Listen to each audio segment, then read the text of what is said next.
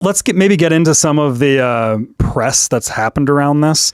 Yeah, so it is important to note that not all the Republicans are on board. Rand Paul is the one Republican holdout of the group. Now, you have to understand that it doesn't matter what Rand Paul does here because you need 60 votes to get across, so you need the Democrat block vote. Democrats don't block vote almost ever, especially on fiscal issues like this. So therefore, you gotta visualize Rand Paul as the one who's saying, no, I'm going to hold this to the right of everyone so that we can maintain the standard of what is actually going on here. We could play the first bit of this one to kind of see that. Homeland Security Committee. He's the only Senate Republican to vote against this GOP spending bill. Senator Paul, good to have you with us. We show that 71%, according to the Gallup poll, disapprove of Congress. Obviously, that's a pretty ugly number for the place where you work. Why do you think that is, and why did you vote against this bill? You know, historically, when you look at polls of Congress, everybody hates Congress in the generic, but people tend to like their own congressman a lot better than that. So most incumbents actually have the reverse of those numbers. What I would say about the spending bills is I address every spending bill, no matter which party presents it, as to whether it will add to the debt or save us money. The Republican plan adds about $2 trillion to the debt. The Democrat plan would add about $3 trillion to the debt. I'm just not for piling on more. We have a $37 trillion debt. Somebody's got to do something about it. Someone has to take a stand. And there needs to be a conservative wing of the Republican Party. And sometimes I'm it. Right now, I am it. I'm opposed to deficit spending.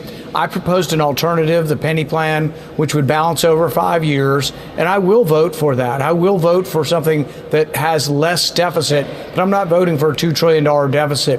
The one irony here, though, for Democrats is these are the Biden spending levels from December of last year. Every Democrat in the Senate voted for this bill last year before they voted against it today. That's right. So and what they're talking about is the overall scope here, right?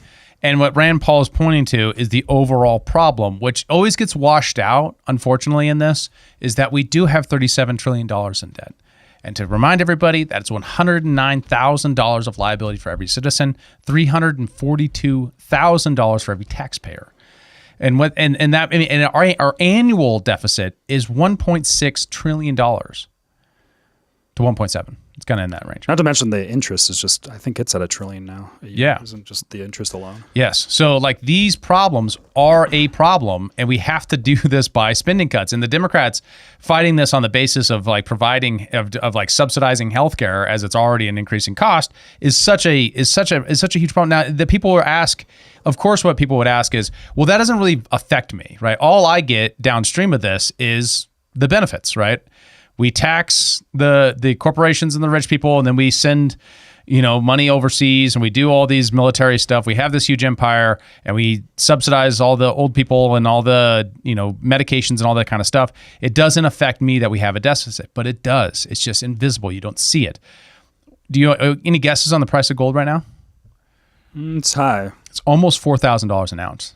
Yeah. Yeah, it's not far from $4,000 an ounce. That's enormous compared to what it was as I remember when I first started tracking gold price at around 1,500. Also, same thing with yesterday, just like Bitcoin and crypto in general, kind of retapped like all-time highs again. At least Bitcoin did. Rest of cryptos were a little bit lagging behind that, but same thing as the digital gold argument, right? So and silver at $46 an ounce. It used to be $26 an ounce, right? These kind of increases in these asset prices aren't indicative of rich people's greed. They're indicative of the devaluation of your dollar. That's why everything's getting more expensive, because they keep printing dollars. Now, they printed a lot of dollars during COVID, and that's why we have the massive increases. But this debt being created also contributes to the national inflationary problem. We have to have something that tackles inflation. How do you do it without addressing some amount of spending? Now, Rand Paul's right. There's not enough spending cuts here. I totally get that. It probably wouldn't have passed the House with Rand Paul's plan, unfortunately, because there's too many Republicans who'd vote against it.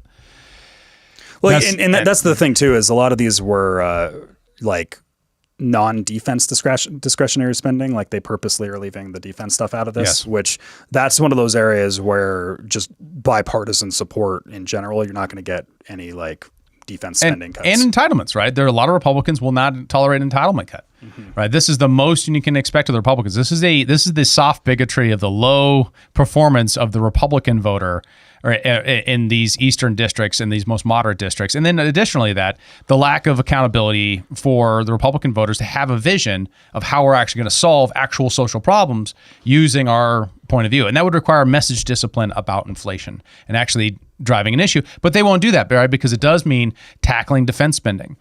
All you have to do is change the mission, and then you can tackle defense spending. But unfortunately, there is no policy consensus whatsoever, not serious policy consensus on the right in order to do that. We see an emerging one with America First, but it's not there yet, right? And if we're going to be a regular country in regular times that's at peace, technically, we're not at war with anyone right now. Technically, we're kind of at war with Venezuela, Ukraine, and Palestine, I guess, and Iran, but we don't have to be. Those are other countries' issues.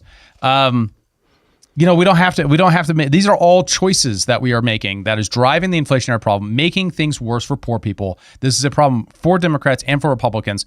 The trick is that Democrats are uninterested in talking about, and neither are Republicans, not the real solutions. So we're left with the suboptimal of printing more money just slower.